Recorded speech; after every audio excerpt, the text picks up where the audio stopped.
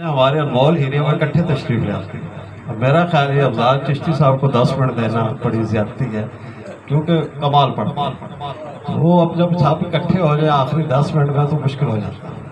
اور آج میں قبلہ عارف قادری صاحب رحمۃ اللہ تعالیٰ کی معرفت سے اس محفل میں آ رہا، پہلی بار سلطان صاحب کو شروع میں ورنہ یہ ہمارے سب سے آخر میں تشریف لاتے ہیں۔ اس کی وجہ ہے کہ جب ہم دیکھتے ہیں تو پیچھے کوئی نعت ہی نہیں ہوتا، تو اگر ایسی ترتیب بن جائے کہ یہ سلسلہ جاری رہے اور انشاءاللہ نماز کا بھی فوراً اہتمام ہے۔ کچھ ساتھی گلہ کرتے ہیں اور برحق کرتے ہیں کہ یار جماعت ضائع ہو جاتی ہے، گھروں میں جاتے ہیں سلسلہ نہیں، تو انشاءاللہ جیسی اذان ہوگی 9 بجے کے قریب دعا بھی ہو جائے گی اور جماعت کے بعد لنگر تشریف لائے گا۔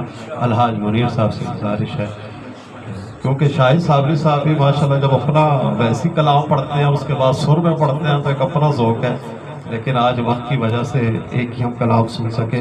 اللہ تعالیٰ سب کو برکات دے۔